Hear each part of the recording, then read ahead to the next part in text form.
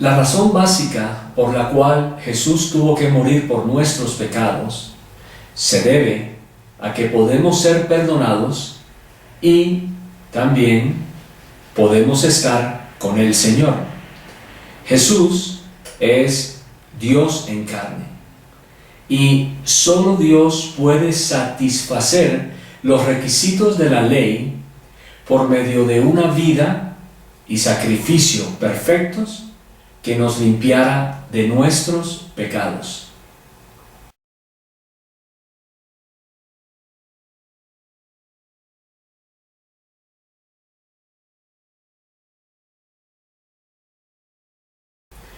Dios es infinitamente santo y justo, pero todas las personas han pecado contra Él. Por lo tanto, todo aquel que quebranta la ley es pecador y debe ser castigado. Si Él no lo hiciera, su ley no sería ley, ya que no existe ninguna ley en esta tierra que no tenga un castigo. El castigo por quebrantar la ley divina es muerte, o sea, separación de Dios. Por lo tanto, nosotros los pecadores necesitamos una forma de escapar del justo juicio de Dios. Debido a que estamos manchados por el pecado y no podemos guardar su ley, el único que podía entonces hacer lo que nosotros no podemos hacer es el mismo Dios. Esta es la razón por la que Dios se encarnó en la persona de Jesús. Él es tanto divino como humano. Fue enviado bajo la ley y la cumplió perfectamente.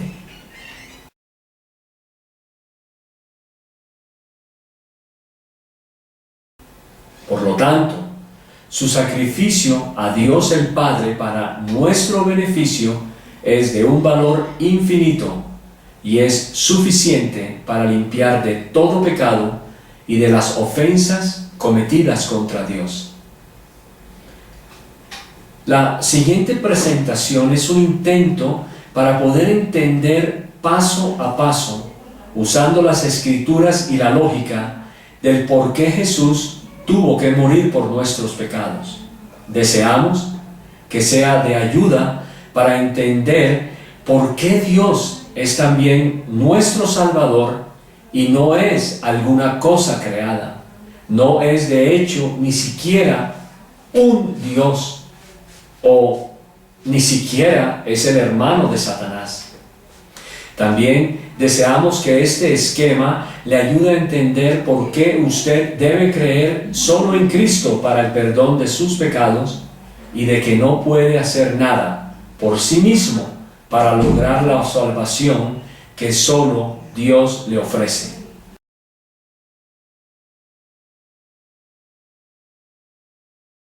En un principio creó Elohim los cielos y la tierra.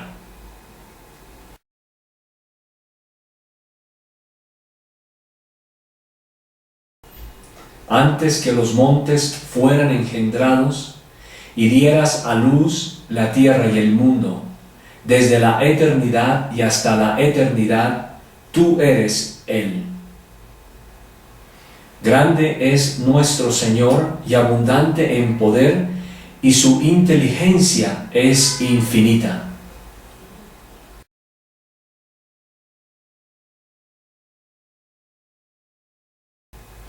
Y alternándose clamaban: Santo, Santo, Santo, Yahweh Sebaot.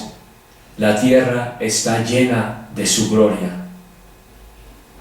Los 4 seres vivientes, cada uno de los cuales tenía 6 alas alrededor, estaban por dentro llenos de ojos, y no se daban reposo día y noche, diciendo: Santo, Santo, Santo es el Señor Todopoderoso, el que era, y el que es, y el que está viniendo.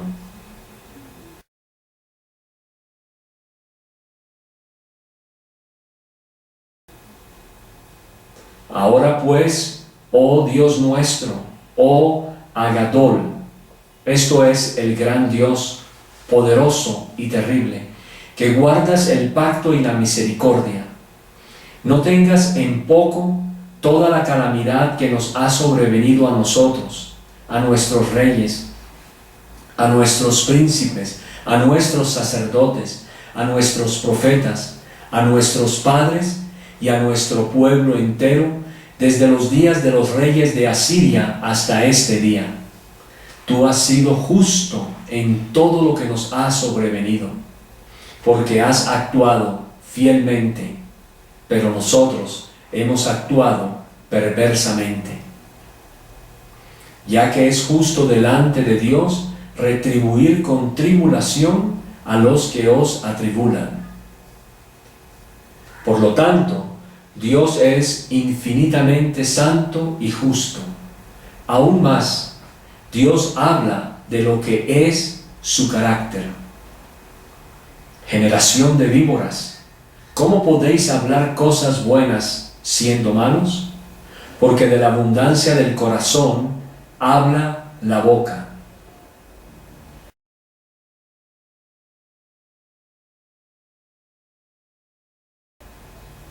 Y habló Elohim todas estas palabras, diciendo: Yo soy Yahweh, tu Dios, que te saqué de la tierra de Egipto, de la casa de esclavos.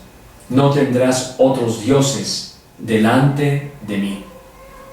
Por lo tanto, la ley está en el corazón de Dios y es un reflejo de su carácter, ya que ésta es santa y buena. De manera que la ley a la verdad es santa, y el mandamiento santo, justo y bueno. Aún más, quebrantar la ley de Dios es ofenderlo a Él, ya que es su ley la que quebrantamos, y este pecado resulta en una ofensa infinita, ya que Dios es infinito. Es también correcto que Dios castigue a todo aquel que quebrante su ley. El no castigar a quien ha quebrantado la ley, al pecador, es permitir una ofensa contra su santidad e ignorarla. Así dice Yahweh: por 3 transgresiones de Judá y por la 4ª no lo revocaré, porque menospreciaron la ley de Yahweh y no guardaron sus estatutos, y los han extraviado sus mentiras, tras las cuales anduvieron sus padres. Pues la ley produce ira. Dios dice que la persona que peca debe morir, ser castigada. La paga del pecado es muerte. Sabedlo, todas las almas son mías. Como el alma del Padre, así el alma del Hijo es mía. El alma que pecare, esa morirá. Porque la paga del pecado es muerte, pero la dádiva de Dios es vida eterna en Jesús el Mesías, Señor nuestro. El pecador necesita escapar del justo juicio de Dios, de lo contrario, enfrentará condenación. Porque la ira de Dios está siendo manifestada desde el cielo contra toda impiedad e injusticia de los hombres que detienen con injusticia la verdad. E irán estos al castigo eterno y los justos a la vida eterna. Pero ningún pecador puede deshacer una ofensa infinita para complacer a Dios y hacer las cosas correctas. Debe obedecer la ley, la cual es el estándar de la justicia de Dios y su carácter. Sabiendo que el hombre no es declarado justo por las obras de la ley, sino por la fe de Jesús el Mesías. También nosotros creímos en Jesús el Mesías, para que fuéramos declarados justos por la fe del Mesías, y no por las obras de la ley. Porque por las obras de la ley ninguna carne será declarada justa. No rechazo la gracia de Dios, porque si por la ley fuera la justicia, entonces en vano murió el Mesías. Pero el pecador no puede cumplir la ley, debido a que es un pecador en la carne. Porque lo que no pudo hacer la ley, ya que era débil por causa de la carne, lo hizo Dios, enviando a su propio Hijo en semejanza de nuestra carne pecaminosa, y por el pecado condenó al pecado en la carne. Ya que el pecador no puede cumplir la ley y satisfacer a Dios, esto significa que solo Dios puede hacerlo. Esto es lógica simple. Si somos incapaces de cumplir la ley, entonces seremos castigados por esto. Pero como Dios deseó salvarnos, la ley debe ser cumplida. Y como nosotros no podemos cumplirla, esta debe ser cumplida en su totalidad. Por lo tanto, el único capaz de guardar la ley es Dios mismo.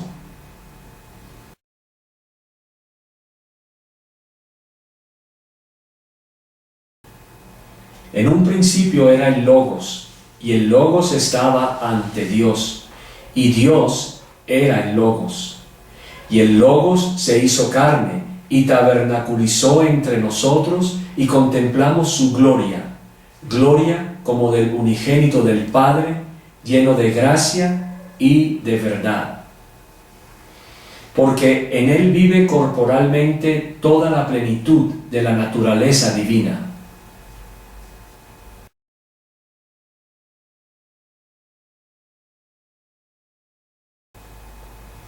Pues hay un solo Dios y un solo mediador entre Dios y los hombres, Jesús el hombre, el Mesías. Pero cuando vino el cumplimiento del tiempo, Dios envió a su Hijo, nacido de mujer, nacido bajo la ley, para que redimiera a los que estaban bajo la ley, a fin de que recibiéramos la adopción de hijos.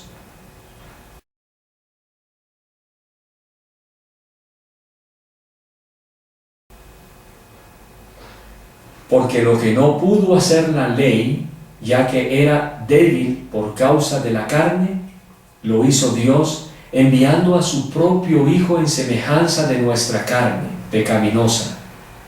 Y por el pecado condenó al pecado en la carne, para que la exigencia de la ley fuera cumplida en nosotros, que no andamos conforme a la carne, sino conforme al Espíritu.